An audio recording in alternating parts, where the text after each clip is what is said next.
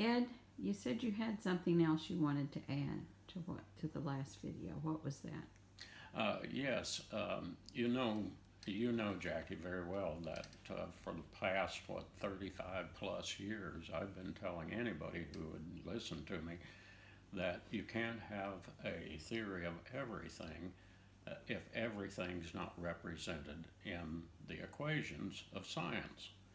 And one of the things that was never represented in materialist science is consciousness. The only thing that we experience directly is nowhere in the equations of mainstream science.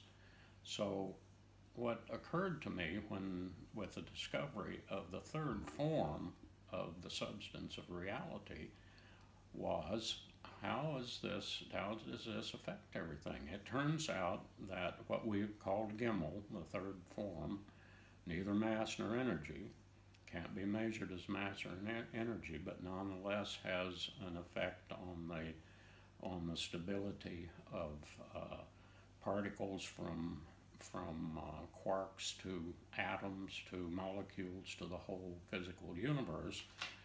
That this might have something to do with the fact that we exist as organic living beings and conscious beings. And so what we did was to look at, there's a specific amount, mathematically determined, no room for error.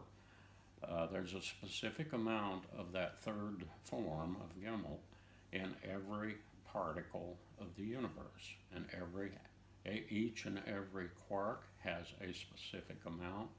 That means that each and every, and the electron, all of these things have this third form in it in order for there to be any stability, any stable compound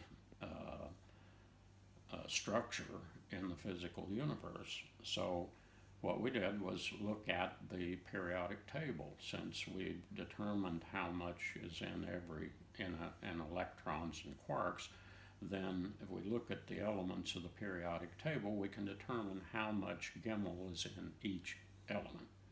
And it turns out, lo and behold, that in the elements that support life, namely carbon, hydrogen, oxygen, nitrogen, sulfur, the ones and the electron, all of these things have the highest levels of the third form, which we've called Gimmel. So it means that the stable universe that we live in and that we experience is very finely tuned in order to support life, which supports conscious entities such as ourselves. And that is amazing in and of itself, but it allows us to go farther and show that things like amino acids and so forth have very high levels. So this means that the third form, which has been hidden from us until this point in time, because of the fact that we've only thought of reality as being matter and energy interacting in time and space, but we've taken the clues given to us by Einstein and Planck, saying that matter, Planck famously said there's no such thing as matter. It only exists by virtue of energy, and that only exists by virtue of a conscious mind. With the discovery of Gimmel and the true units, we can reconstruct our view of the universe, and we can explain things that heretofore have not been explained by mainstream science, and show that in fact it's not an accidental universe, that through this third form, which has all of the, when we tried to determine, well, what exactly is it? It's not matter, it's not energy.